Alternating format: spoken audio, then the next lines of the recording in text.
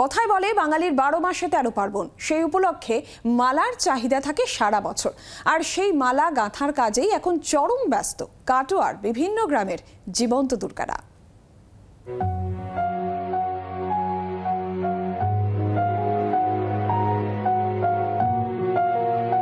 সামনেই পুজোর মরশুম।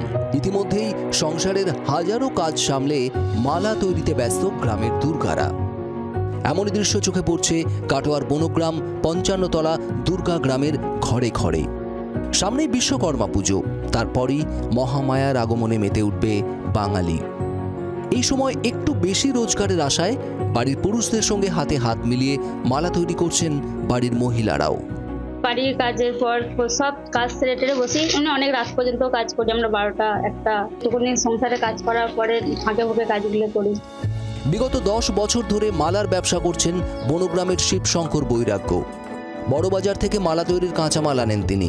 বাড়ির মহিলারা তা দিয়ে তৈরি করেন নানা রকমের ফুল। এটা আমরা দাদার কাছ থেকেই শিখেছি, আর এটা আমাদের 10 বছরের কাজ, 10 বছর ধরে চলছে। আর এটা আমাদের বাপের বাড়িতে কোনোদিন হয়নি, করি নাই। আমার 18 বছর হলো বিয়ে হয়েছে, আমরা এখানেই করছি। কাপড়, পুঁতি, নাইলন, প্লাস্টিক দিয়ে তৈরি হয় জবা, গাঁদা, রজনীগন্ধা সহ নানা রকমের ফুল।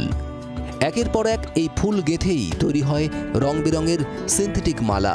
সিনথেটিক মালার চাহিদা সারা বছর কম বেশি থাকলেও দুর্গাপুজোর আগে চরম ব্যস্ততা ঘরে ঘরে।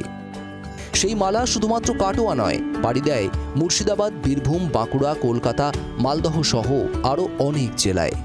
জি 24 ঘন্টার জন্য সন্দীপ ঘোষ চৌধুরী, কাটোয়া, পূর্ব বর্ধমান। বাংলার আওয়াজ, বাঙালির আবেগ, জি 24 ঘন্টা।